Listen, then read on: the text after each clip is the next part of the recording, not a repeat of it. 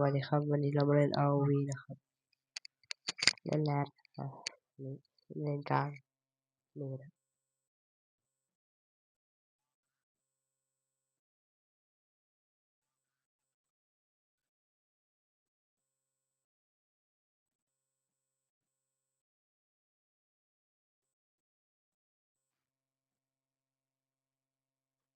เสียงแป๊บ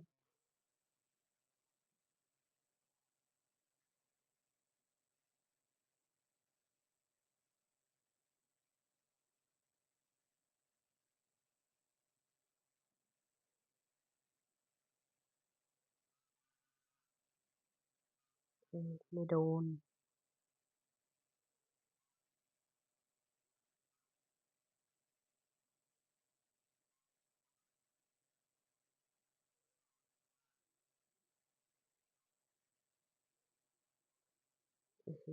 อ๋อโดนเฉยทำไมเรื่องไม่ขึ้นที่หลังเขาเลยอะไรเนี่ย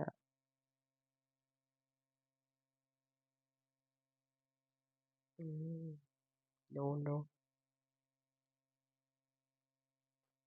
โอ้โหขนาดนี้ยังโดนอ่ะเก่งเกิน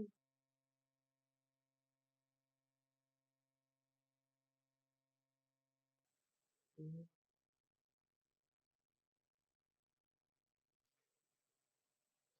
ช่วยตายแน่แฮเตะ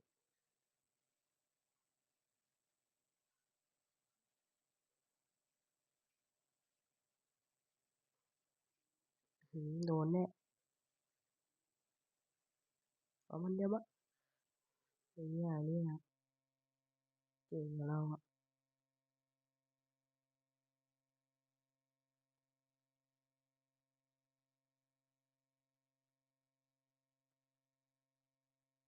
อุ๊ยเกือบโดนนะว่าไปเล่น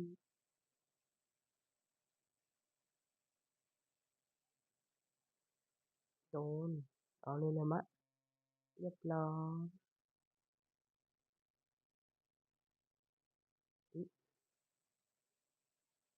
แค่ลิงหรือที่หอมาวะ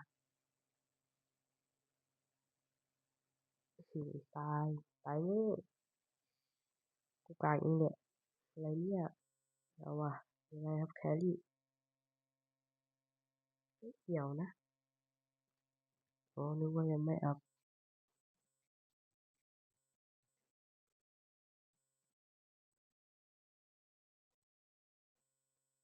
อืม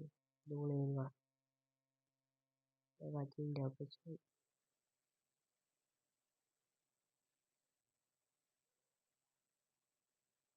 ไม่ไหว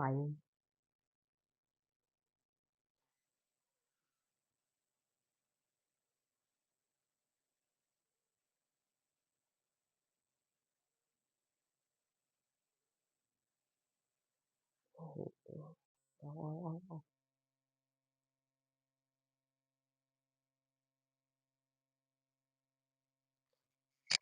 เรียบตายเดี๋ยวมะกู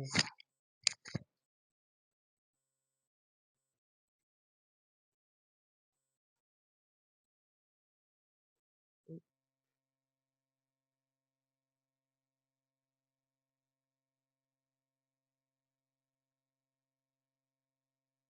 ยังไงครับโอ้โหดูในล่างฮะผมจะแตกแล้วนั่นแหละ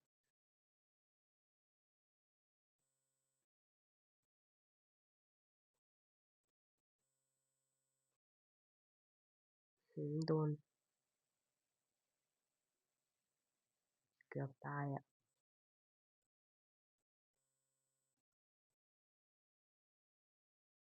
เฮ้ยอันเตะมาหรือเปล่าอืมอืม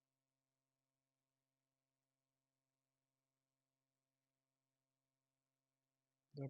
โดน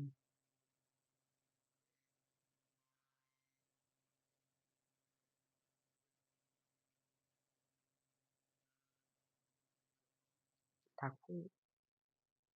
ขึ้นไปอ่ะ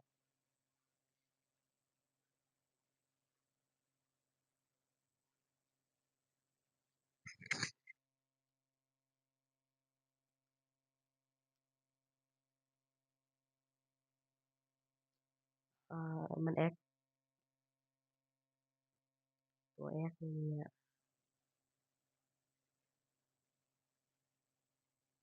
โอ้กูแข่งไม่ทันเดี๋ยวมาตายวงตายบอมเกม sorry เรียบร้อยกดใส่เขาอีกมีโดนและป้อมกูฮะฮะซี่ยังไม่รู้สึกตัวเลยอะไรเนี่ยโคตรแรง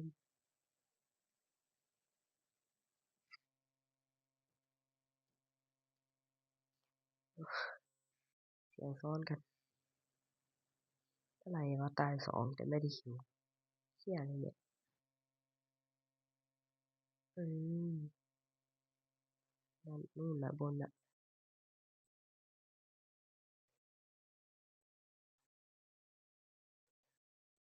ตายใช่ไหมอ้าวตายพร้อมอีกอืมอืม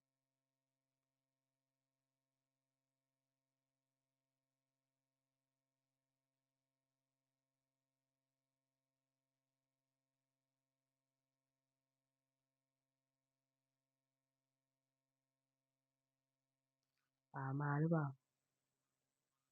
หวานดีไม่มาอืม114โหทำไรวะเนี่ยลวงแครี่เขานะฮะ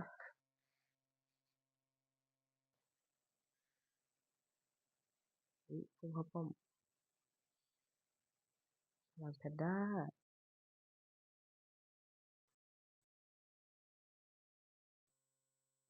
แข็งทันเว้ย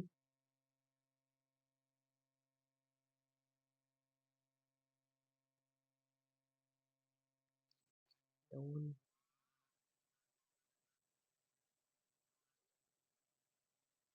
หือแล้วมาร์คทำอะไรเนี่ยแล้วมายังไงนะ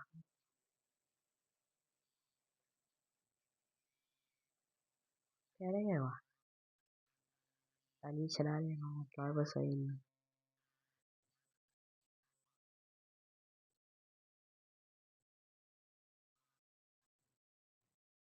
ดู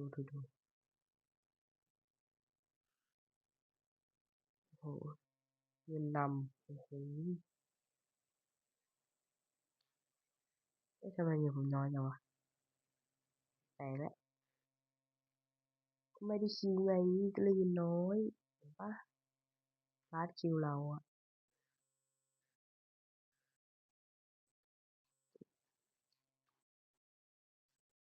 ฮ่าไม่ได้เดี๋ยวมา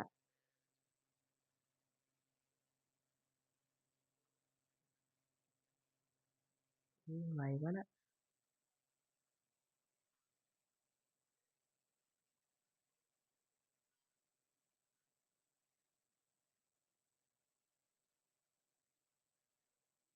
ตามมาดิโอ้ยมาจริงฮะโอ้โหตายก่อนมันเตะนะอู้เสียดายวะ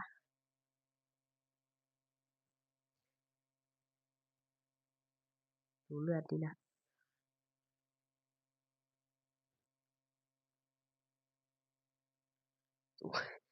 ตายให้มีเรียบร้อยแตกแน่เอ้ยไม่แตกโอ้โหเอาแตกเหมือนเดิมแหละดูทรงจริงด้วยก็ไอโอของเกิดเนี่ยมันโหดมากเลยนะบอกก่อนเด้อชนะแล้วเทลยิงเลยไปเทลเรียบร้อยจบแล้วการจังวะขอจบคลิปนี้เลยแล้วกันนะครับ